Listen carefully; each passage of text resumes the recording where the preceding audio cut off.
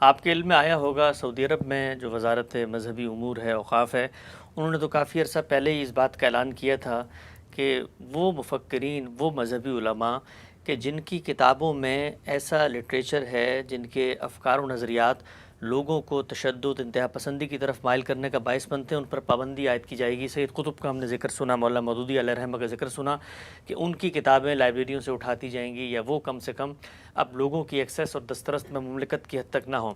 یہی معاملہ گزشتہ دنوں ہندوستان میں بھی سننے میں آیا۔ علی گڑھ مسلم یونیورسٹی، وہاں پر یہ اس طرح کا ایک اعلامیہ جاری کیا گیا کہ ان دو حضرات کی کتابیں جو ہیں وہ اب اس طریقے سے کورس کا حصہ نہیں ہوں گی، بظاہر ایکسیسیبل نہیں ہوں گی یونیورسٹی کے لائبریری یا پریمیسز کے اندر۔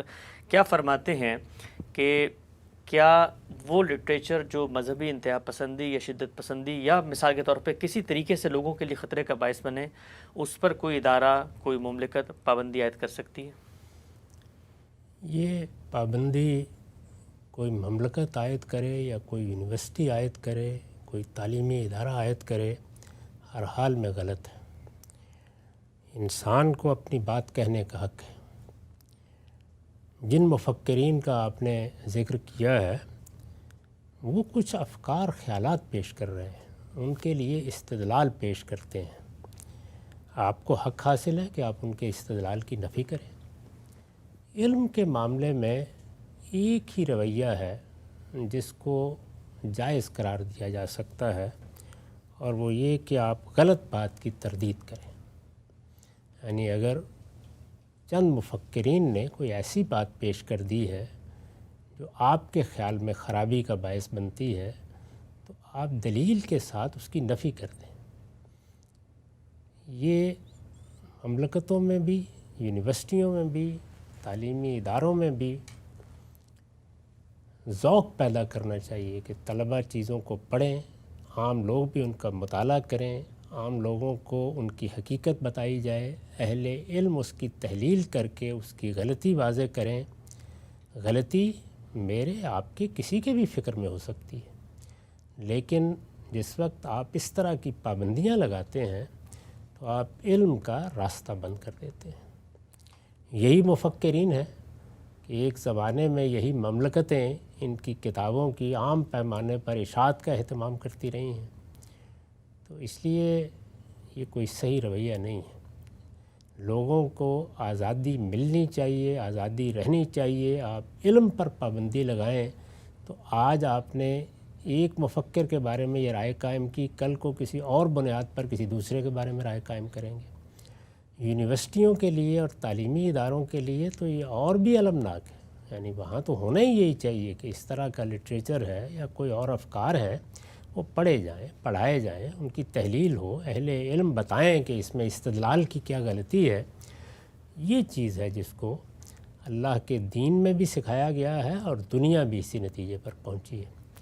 ہاں، البتہ حدود سے تجاوز کر کے کچھ لوگوں کو مرنے مارنے کی طرف ترغیب دی جا رہی ہے، جس کو آپ ہیٹ سپیچ یا ہیٹ لٹریچر کہتے ہیں، تو ایسی چیزوں کے بارے میں کوئی اقدام کیا جا سکتا ہے۔ وہ علمی چیزیں ہوتی نہیں، یعنی ان میں تو انسان اپنے جذبات کا اظہار کرتا ہے۔ لیکن مولانا سید ابو اللہ صاحب مودودی ہماری علمی تاریخ کے بہت بڑے لوگوں میں سے ہیں۔ انہوں نے دین کی ایک پوری تعبیر کی ہے اور اس تعبیر سے ہزاروں لوگ متاثر ہوئے ہیں۔ ان کی تصنیفات میں بہت کچھ علم ہے لوگوں کے لیے۔ وہ صرف یہ تعبیر یا اس طرح کی بعض چیزیں نہیں ہیں جس پر کسی کو اعتراض ہو سکتا ہے۔ علم کی بڑی خدمت ان کے قلم سے انجام پائی ہے۔ سید صاحب بھی، ان کے افکار سے اختلاف اتفاق سے قطع نظر، سید قطب بھی ایک بہت اچھے لکھنے والے ہیں، عربی زبان کے بڑے بے مثال ادیب ہیں۔ ان کے اندر دین کے لیے بے پناہ جذبہ ہے، انہوں نے اپنی جان دے دی اس کے لیے۔ تو اس لیے ان مفکرین سے تعارف کرانا، ان کی تحریروں سے لوگوں کو واقف کرانا، پھر تجزیہ کر کے بتانا کہ اس میں کہاں کسی بڑے مفکر سے، کسی بڑے عالم سے غلطی ہوئی ہے۔ میں آپ کو اطمینان دلاتا ہوں کہ اگر یہ سلسلہ چل نکلا تو پھر بچے گا کوئی بھی نہیں۔ ہر ایک کے ہاں کوئی نہ کوئی چیز مل جائے گی جو ہو سکتا ہے کسی مملکت کو گراں گزرتی ہو، اور ہو سکتا ہے کہ کسی یونیورسٹی کو گراں گزرتی ہو۔ علم کے معاملے میں یہ رویہ کبھی بھی اختیار نہیں کرنا چاہیے۔ علم کے معاملے میں، یعنی یہ جو کچھ میں عرض کر رہا ہوں وہ بڑے مفکرین، بڑے علماء ان کا ہے۔ ہاں، البتہ یہ ہے کہ علم سے قطع نظر کر کے کوئی آدمی لوگوں کے جذبات کو برانگیختہ کر رہا ہے یا ایسی کوئی چیز کہہ رہا ہے کہ جس میں جان مال آبرو خطرے میں پڑتی ہے یا فساد پیدا ہوتا ہے، اس پر آپ کوئی پابندی لگانا چاہیں تو لگا سکتے ہیں۔ اس میں بڑی احتیاط کی ضرورت ہے۔ اس طرح کے اقدامات کرنے سے کچھ حاصل نہیں ہوتا، اور اس زمانے میں آپ اس طرح کی پابندیاں لگا رہے ہیں جب کہ ہر چیز لوگوں کی رسائی میں ہے۔ آپ ادھر پابندی لگائیں گے وہ 10 راستوں سے اس تک پہنچ جائیں گے۔ یہ بالکل احمقانہ قسم کی تدبیریں ہیں، اس کے سوا کوئی چیز نہیں۔ ٹھیک، اچھا ہم صاحب جو ابھی آپ نے بات فرمائی کہ اگر کوئی علمی نقطہ نظر ہے اور اس کے جو بھی نتائج ہیں، جو بھی عواقب ہیں، اس کو علمی انداز میں کاؤنٹر کرنا ہے، تو یہ معاملہ تو مثلاً پھر ہر جگہ سامنے آئے گا۔ ہم القاعدہ کا لٹریچر پڑھتے ہیں، طالبان کا لٹریچر پڑھتے ہیں، وہ بھی کچھ روایتوں سے، آثار سے، قرآن کی آیات سے استدلال کر رہے ہوتے ہیں۔ اس سے آگے بڑھ کے آپ نسل پرست جو فلسفے ہیں، یہاں تک کہ نازیزم، اس میں بھی حق میں کتابیں لکھی گئی، ہندوتوا کے حق میں اس وقت ہندوستان میں لوگ، تو ہر جو نقطہ نظر ہے وہ اپنا کوئی نہ کوئی فلسفہ، کوئی نہ کوئی بنا استدلال، کوئی نہ کوئی اپسٹیمولوجی، نظام فکر تو رکھتا ہے۔ اصل چیز تو ہم یہ دیکھتے ہیں کہ اس کا نتیجہ کیا ہے۔ ہم نے دیکھا گزشتہ دنوں ایک شخص نے یہاں پر آ کے یہودیوں کے ٹیمپل پہ حملہ کر دیا، اور معلوم ہوا کہ جی وہ تو ڈاکٹر اسرار صاحب سے بہت متاثر تھا، تو یوٹیوب نے ڈاکٹر اسرار صاحب کا چینل معطل کر دیا۔ تو دنیا میں تو نتیجہ زیر بحث آتا ہے، جو بھی فکر ہے اس کے اگر ایسے نتائج ہیں جس سے کسی عام آدمی کی جان مال آبرو پر کوئی قدغن آ رہی ہے، تو پھر تو یہ ریاست کا حق ہے نا کہ وہ اس کا تحفظ کرے۔ علمی استدلال تو ہوتے رہتے ہیں۔ بات یہ ہے کہ علمی استدلال کے طور پر اگر کسی مفکر نے کوئی بات کہی ہے تو اس کے رد کا یہ طریقہ نہیں ہے۔ یعنی اس میں کیا کر لیں گے آپ؟ کہاں سے پابندی لگا دیں گے؟ افکار پر پابندی نہیں لگائی جا سکتی، اس کا طریقہ وہی ہے۔ معلوم ہوا کہ فلاں فکر کا کوئی غلط نتیجہ نکل رہا ہے، مثلا یہ جن لوگوں کا آپ نے ذکر کیا ہے، جب ان کے افکار سامنے آئے، ان کی کتابیں سامنے آئیں، تو ہمارے ہاں بعض اہل علم نے، میں نے بھی اس پہ کچھ خدمت انجام دی، ان کے سارے استدلال پر تبصرہ کیا، اس کی حقیقت واضح کی۔ تو اگر اس وقت حکومتیں بھی اپنی پوری قوت اس میں صرف کر دیں کہ وہ اچھے مہذب طریقے سے اس استدلال کی غلطی واضح کریں اور اس کو وسیع پیمانے پر شائع کریں، تو وہ چیز خود ختم ہو جاتی ہے۔ لیکن اس کے لیے نہ کوئی معیار بنائے جا سکتے ہیں۔ نتیجہ ایک صاحب پوری دنیا میں سے نکل آئے، انہوں نے کوئی غلط نتیجہ نکال لیا، آپ نے ایک مفکر کی پوری تحریروں اور اس کی تقریروں پر پابندی لگا دی۔ یہ کوئی اچھے طریقے نہیں ہیں۔ اس کا استدلال ہی میں جواب دینا چاہیے۔ استدلال کا جواب استدلال سے ہوگا۔ جب کوئی آدمی اپنے نقطہ نظر کو بیان کرنے سے آگے بڑھ کر کوئی اقدام کرتا ہے، قانون کو اس کے بعد اقدام کا حق پہنچتا ہے۔ اندازہ کریں کہ دنیا میں جو بہت بڑے پیمانے پر فساد کی بنیاد بنے افکار و نظریات، ان میں خوارج کی انارکی کا نظریہ ہے۔ بیان کرتے تھے اپنی باتیں، تقریریں کرتے تھے اس پر۔ سیدنا علی نے کوئی پابندی نہیں لگائی، کسی نے بھی نہیں لگائی۔ جس وقت انہوں نے تلوار اٹھائی، لوگوں کو مارنا شروع کیا، اس کے بعد اقدام کیا گیا۔ تو آپ سے ریاست کے اقدام کے بارے میں، یا آپ نے کوئی کسی کا بازو پکڑنا ہے، تو آپ کو انتظار کرنا پڑے گا کہ وہ کوئی غلط کام کرتا ہے۔ محض افکار کی بنیاد پر آپ راستہ نہیں روک سکتے۔ وہاں استدلال ہے تو استدلال کا جواب استدلال سے ہوگا۔ زبان سے بات کہی گئی ہے تو زبان سے بتائیے کہ اس میں کیا غلطی ہے، اور اگر کوئی اقدام کیا گیا ہے کسی کی جان مال آبرو کے خلاف، تو اب آپ کو حق حاصل ہے کہ آپ ہاتھ پکڑیں۔ ٹھیک، اچھا ہم صاحب اگر ان چیزوں کو آپ کہتے ہیں اسپیس دیں، تو پھر دوسری طرف جو چیزیں ہیں، مثلا وہ لوگ کہتے ہیں بھائی گستاخ رسول کی ایک ہی سزا سر تن سے جدا، تو اس کے پیچھے بھی استدلال ہے، تو پھر وہ ان کو پھر اجازت ہونی چاہیے کہ وہ بھی اپنا نقطہ نظر فلسفہ سوسائٹی میں پیش کریں۔ اس میں بھی ہم یہی کرتے ہیں کہ استدلال سے ان کی غلطی واضح کرتے ہیں، یہ بتاتے ہیں کہ آپ نے حدود سے تجاوز کیا ہے۔ اور وہاں پھر وہی فرق ہے جو میں نے یہاں بھی کیا، کہ ایک ہے کہ کوئی شخص علمی استدلال سے کسی پیغمبر پر تنقید کرتا ہے۔ میں آپ کو بتا سکتا ہوں کہ مستشرقین کی کتابیں موجود ہیں، ہماری لائبریریوں میں ہے، لاہور میں دکھا دوں گا میں آپ کو۔ کبھی کسی نے کہا ہے کہ ان کو جلا دیا جائے یا ان کو وہاں سے اٹھا دیا جائے، وہ علمی تنقید ہے۔